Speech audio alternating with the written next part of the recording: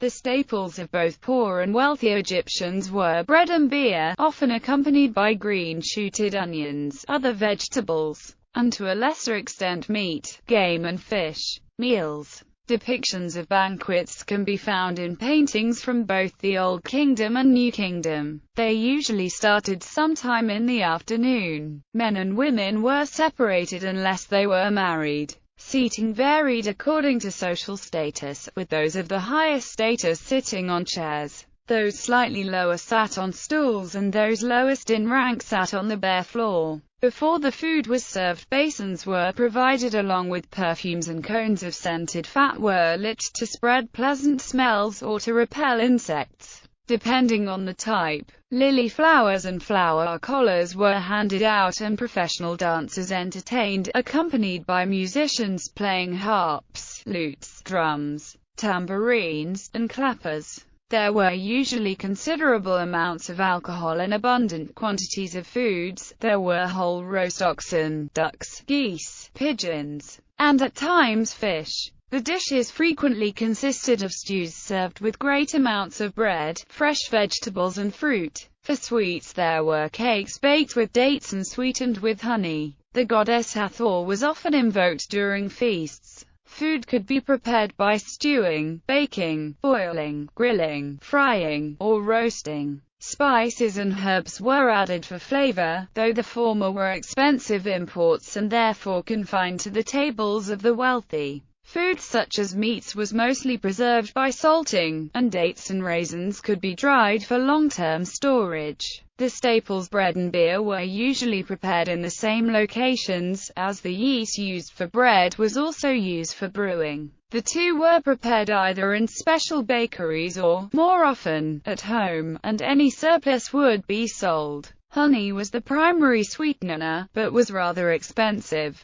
There was honey collected from the wild, and honey from domesticated bees kept in pottery hives. A cheaper alternative would have been dates or carob. There was even a hieroglyph depicting a carob pod that bore the primary meaning of sweet, pleasant. Oils would be made from lettuce or radish seed, safflower, balanites and sesame. Animal fat was employed for cooking, and jars used for storing it have been found in many settlements. Bread and beer. Egyptian bread was made almost exclusively from emmer wheat, which was more difficult to turn into flour than most other varieties of wheat. The chaff does not come off through threshing, but comes in spikelets that needed to be removed by moistening and pounding with a pestle to avoid crushing the grains inside. It was then dried in the sun, winnowed and sieved, and finally milled on a saddle quern, which functioned by moving the grindstone back and forth, rather than with a rotating motion. The baking techniques varied over time. In the Old Kingdom, heavy pottery molds were filled with dough and then set in the embers to bake. During the Middle Kingdom, tall cones were used on square hearths.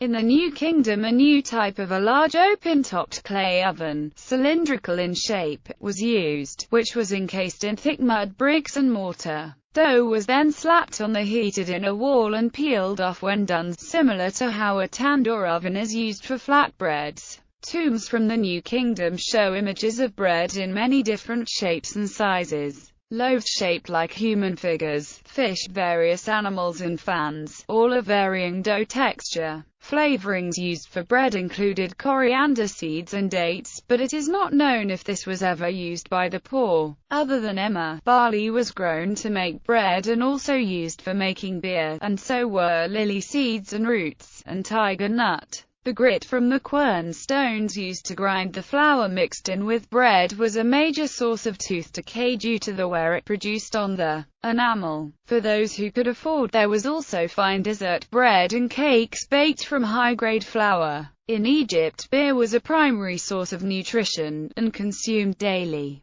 Beer was such an important part of the Egyptian diet that it was even used as currency. It was an important source of protein, minerals and vitamins, and was so valuable that beer jars were often used as a measurement of value and was used in medicine. Little is known about specific types of beer, but there is mention of, for example, sweet beer, but without any specific details mentioned. Globular-based vessels with a narrow neck were used to store fermented beer from pre-dynastic times has been found at Hierakonpolis and Abydos with emmer wheat residue that shows signs of gentle heating from below. Though not conclusive evidence of early beer brewing, it is an indication that this might have been what they were used for. Archaeological evidence shows that beer was made by first baking beer bread, a type of well-leavened, lightly baked bread that did not kill the yeasts, which was then crumbled over a sieve, washed with water in a vat and then left to ferment. There are claims of dates or malts having been used, but the evidence is not concrete.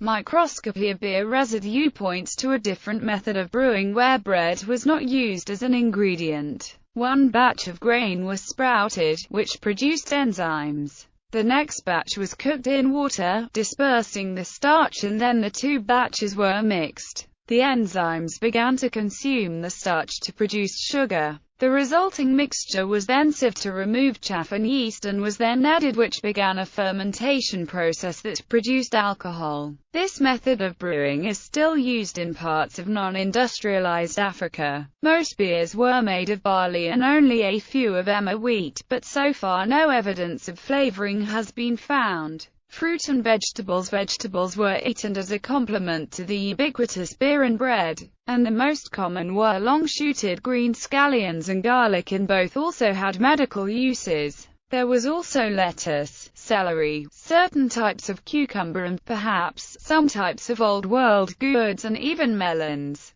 By Greco-Roman times there were turnips, but it is not certain if they were available before that period. Various tubers of sedges, including papyrus, were eaten raw, boiled, roasted or ground into flour and were rich in nutrients. Tiger nut was used to make a dessert made from the dried and ground tubers mixed with honey. Lily and similar flowering aquatic plants could be eaten raw or turned into flour, and both root and stem were edible. A number of pulses and legumes such as peas, beans, lentils and chickpeas were vital sources of protein. The excavations of the workers' village at Giza have revealed pottery vessels imported from the Middle East, which were used to store and transport olive oil as early as the 4th dynasty. The most common fruit were dates, and there were also figs, grapes, palm nuts, certain species of mimosops, and nabk berries. Figs were so common because they were high in sugar and protein. The dates would either be dried, dehydrated or eaten fresh. Dates were sometimes even used to ferment wine, and the poor would use them as sweeteners.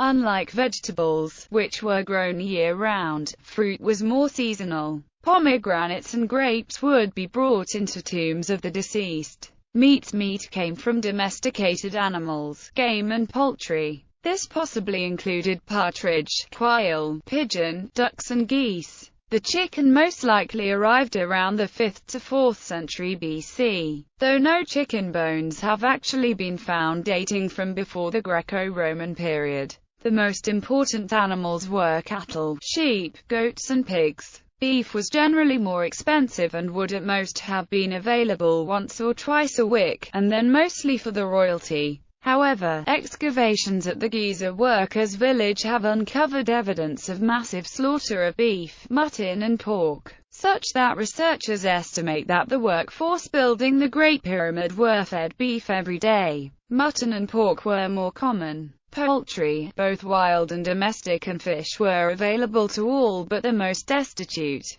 The alternative protein sources would rather have been legumes, eggs, cheese and the amino acids available in the tandem staples of bread and beer. Mice and hedgehogs were also eaten, and a common way to cook the latter was to encase a hedgehog in clay and bake it. When the clay was then cracked open and removed, it took the prickly spikes with it.